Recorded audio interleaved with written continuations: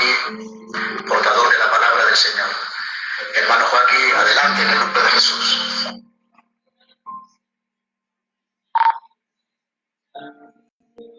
Gloria tenga el nombre del Señor. Como he dicho antes, es un privilegio el poder estar entre ustedes y también pues es una responsabilidad el transmitir la palabra. Si oís ruidos, como he dicho antes, pido disculpas de antemano. Tengo a los hijos ahí guerreando, como se dice. Bueno, espero traer en esta tarde un mensaje muy sencillo, pero a su vez, aunque sea sencillo, un mensaje que les haga bien. Un mensaje que venga de parte de Dios. Porque creo que viene de parte del Señor. Amén. Nos vamos a ir a la Escritura y nos vamos a ir a Primera de Pedro, al capítulo 3, verso 17. Y dice la palabra del Señor así: porque mejor es que padezcáis haciendo el bien, si la voluntad de Dios así lo quiere, que haciendo el mal. Lo voy a repetir, ¿vale? Porque mejor es que padezcáis haciendo el bien, si la voluntad de Dios así lo quiere, que haciendo el mal. Amén. Bien, esta es una de las cartas del apóstol Pedro, pero quiero dejar claro algo, ¿vale? Este apóstol Pedro no es el mismo que el apóstol Pedro del principio. Ha habido un trato de por medio. Si leemos los evangelios, nos damos cuenta que el apóstol Pedro, desde el principio, desde el comienzo, era impulsivo, estaba lleno de debilidades, negó al Señor en un momento de prueba y de tribulación. Sin embargo, este es un Pedro diferente. Este es un Pedro que ha sido disciplinado por Dios, ha sido tocado por Dios, ha sido formado por Dios a través de sufrimientos, a través de pruebas, y en el cual el Señor lo fortaleció. Y si nos fijamos, conociendo al apóstol Pedro de antes al apóstol Pedro de ahora, aún es más sorprendente esta frase. Aquel que negó al Señor por no sufrir y dice, porque mejor es que padezcáis haciendo el bien, si la voluntad de Dios así lo quiere. Esta frase es impresionante, hermanos. Esta frase es impresionante. Y es una frase que el apóstol Pedro, se la manda tanto a judíos como a gentiles, a la iglesia del Señor. Porque la iglesia del Señor es todas aquellas personas que hayan recibido a Cristo en su corazón. Sabéis que la iglesia del Señor no entiende de nombres en las puertas, sino que entiende de amor. Por lo tanto, todas aquellas personas que tienen el amor del Señor en su corazón, que tienen a Cristo dentro, esta palabra se la pueden hacer suya.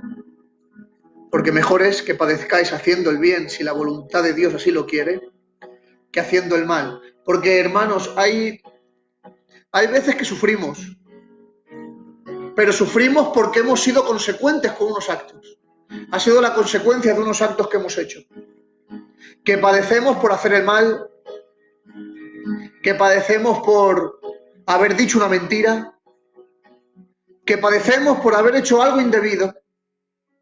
Entonces, padecer por hacer el mal, ¿qué mérito tiene? No tiene ningún mérito. Pero el apóstol Pedro, va más allá. Y dice, mejor es que padezcáis haciendo el bien. Esto es tremendo, ¿vale? Y nos vamos a ir muy rápidamente. Yo sé que todos habéis escuchado la historia de Daniel en el foso de los leones. Amén.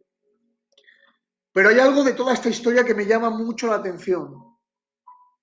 algo que es precioso. Y es ver cómo los enemigos de Daniel no tenían esperanza alguna de acusarlo de alguna maldad. Ellos sabían que tenían que, o que para que su plan se llevase a cabo, que era el de acusar a Daniel, no podían acusarlo por algo malo porque conocían que Daniel no era de hacer maldad. Entonces solo se les ocurre algo. Ellos entendían que la única forma de poder condenarlo era exigir algo que tuviera la aprobación oficial del gobierno y que estuviera en conflicto con la lealtad de Daniel a Dios y a su palabra. Gloria a Dios, cuando lo único de lo que se puede acusar a alguien, o para poder acusar a alguien, que el enemigo tenga que inventar diferentes formas para que tú caigas, pero que esas formas tengan que ver con golpear tu lealtad con Dios, de golpear tu lealtad con la palabra. Porque eso es padecer haciendo el bien. Que gloria tenga su nombre. Y lo que también me llama mucho la atención, porque siempre nos fijamos en que el ángel de Jehová cerró la boca de los leones para que Daniel no sufriera ningún mal. Pero hay algo que me llama más la atención. Dios no libró a Daniel del foso de los leones. Le libró de morir ahí, pero no le libró del foso. Quizás más fácil hubiera sido que Dios no hubiese permitido que Daniel entrase en el foso, pero la Biblia no dice eso. La Biblia dice que Daniel entró. Daniel entró, pero no murió allí. ¿Saben por qué? Y esto quiero que se lo guarden en el corazón, ¿vale? Durante ese momento, durante ese tiempo que Daniel estuvo encerrado allí en el foso de los leones, le era más útil Daniel a Dios dentro del foso que fuera. ¿Vale? Voy a repetir esto. Le era más útil a Dios Daniel dentro del foso que fuera del foso. ¿Por qué? Porque había un propósito por el cual Dios permitió que Daniel entrase en el foso de los leones. Y es que cuando Daniel sale del foso de los leones, al ver a Daniel que estaba intacto a pesar de haber estado en un foso lleno de leones, eso hizo manifestar la gloria de Dios. Eso hizo manifestar el poder de Dios. Por eso cuando Daniel sale del foso, el rey Darío no tiene otra cosa que profesar, que decir, que dijo que en todo el dominio de mi reino todos teman y tiemblen ante la presencia del Dios de Daniel, porque Él es el Dios viviente. El propósito de Dios era que Daniel pasara por el foso de los leones para manifestar su poder, para manifestar su gloria y que no le dé o que no tenga por más aquel que lo envió al foso y aquellos que con ese plan lo enviaron al foso, que reconocer quién es el verdadero Dios, en quién está el poder de Dios. Que gloria tenga su nombre. Por eso vemos en la Escritura, por ejemplo, ¿no? A Jeremías. Dios no libró a Jeremías de la cárcel porque él era más útil dentro que fuera. Dios no libró a José de que entrara en la cárcel, pero le era más útil dentro que fuera. Porque hay algo, hermanos, esto lo estaba hablando esta tarde con unos hermanos, hay algo que a Satanás, que el Señor lo reprenda, le molesta. Lo que más le molesta al enemigo No es que Dios te libre de la cárcel, no es que Dios te libre del foso. Lo que más le molesta al enemigo es que sigas siendo útil dentro del foso y sigas siendo útil dentro de la cárcel. Gloria tenga el nombre del Señor. Por eso os digo en esta tarde algo. A lo mejor Dios no os está librando de la cárcel ni del foso, pero es porque le sois útiles dentro de la cárcel y dentro del foso. Porque hay algo que tenemos que entender. El enemigo, cuando ve que dentro de la cárcel sigue siendo útil, sabéis que esto molesta, como he dicho antes, mucho al enemigo, pero hay una parte también fundamental. Hay una parte que quiero que entendáis. Y que el rey David, escúchenme, hay una parte que el rey David entendió de una forma poderosa, ¿vale? David, todos sabéis que el Salmo 23 es de David. Jehová es mi pastor, nada me faltará, en lugares de delicados pastos me hará descansar, junto a aguas de reposo me pastoreará, confortará mi alma, me guiará por sendas de justicia por amor a su nombre, aunque ande en valle de sombra de muerte, no temeré mal alguno, porque tú estarás conmigo, tu vara y tu callado me infundirán aliento, aderezas mesa delante de mí en presencia de mis angustiadores, unges mi cabeza con aceite, mi copa está rebosando, ciertamente el bien y la misericordia me seguirán todos los días de mi vida y en casa de Jehová moraré por largos días. Pero en esto hay algo, y voy a terminar porque voy a llegar al final, no quiero ser canso, ¿vale? Simplemente un consejo. En esto hay algo precioso, ¿vale? Primero, dice, confortará mi alma. Confortará mi alma. Cuando una persona se desalienta por la cárcel, por el foso, cuando una persona se desalienta, tenemos que entender que Él es el buen pastor, que el buen pastor nos reanima, que el buen pastor nos levanta con su poder, que el buen pastor nos restaura, aunque no nos saque del horno. Escúchenme, también está Sadrach, Mesach y Abednego. Y saben ustedes que los tres fueron al horno de fuego.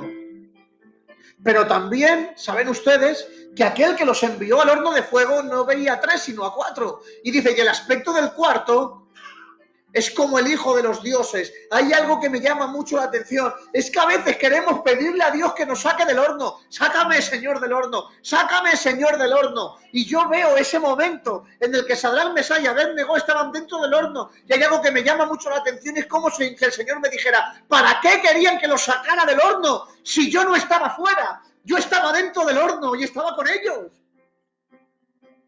A veces queremos y le pedimos a Dios, sácanos de aquí, pero no nos damos cuenta que Dios está aquí dentro con nosotros, dentro del foso con Daniel, dentro del horno con Sadrach, Mesach y Abednego, dentro de la cárcel con Jeremías, dentro de la cárcel con José.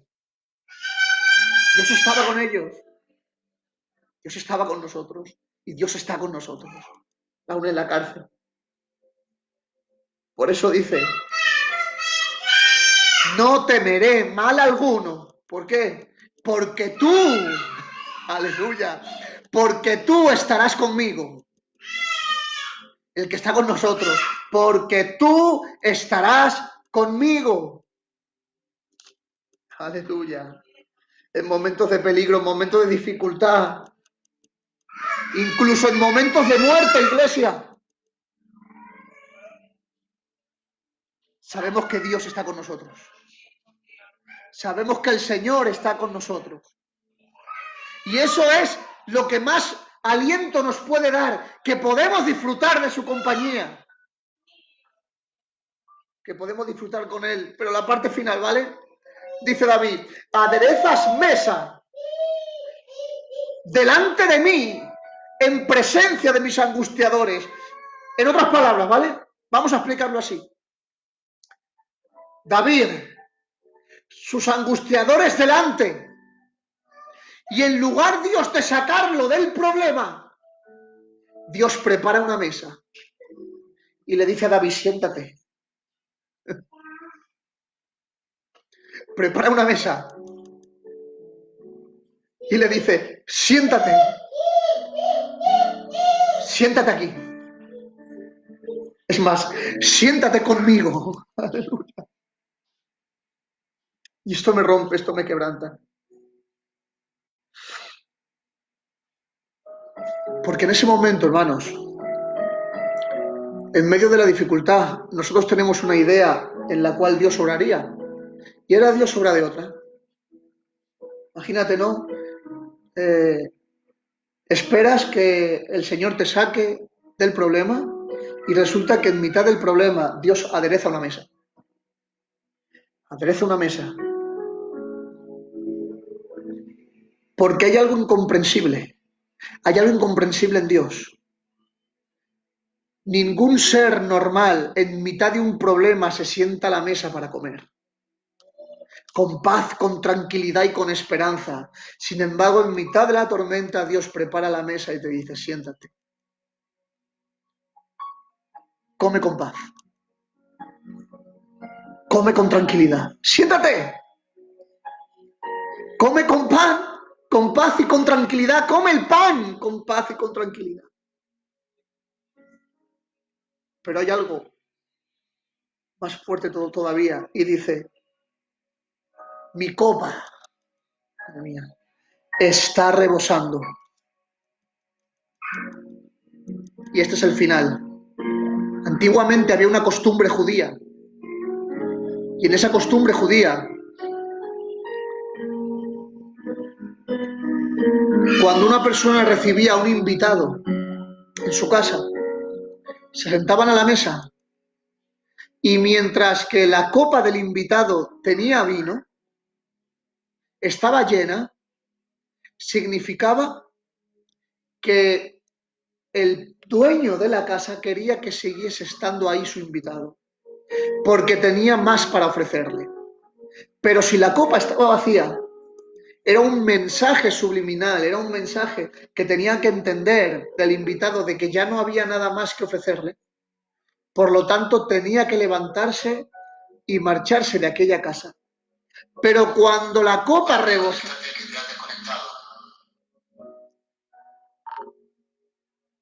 sigo. ¿Amén? Pero cuando la copa rebosaba, significaba que el invitado tenía que seguir estando ahí, porque el dueño de la casa quería tenerlo. El dueño de la casa tenía más para ofrecerle. Y ahora llega David y dice, preparas mesa delante de mí, en presencia de mis angustiadores. Y más adelante dice, mi copa está rebosando.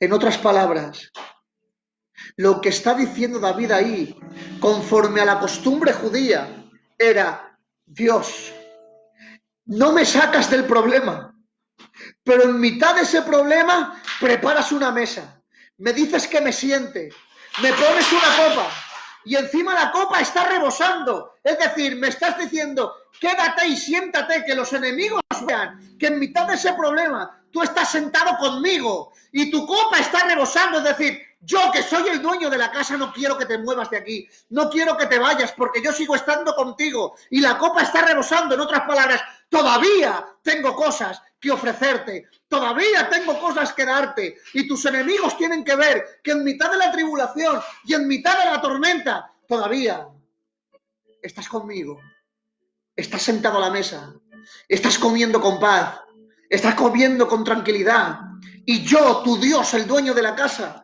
tengo más cosas que darte. Esto es lo que quiero decirte en esta tarde. Esto es lo que quiero que te lleves a tu corazón en esta tarde. Si Dios todavía no te ha sacado del problema, no te preocupes, es que eres útil en Él. Eres útil en el problema. Aférrate a Cristo. Aférrate al Señor. Aférrate al Rey.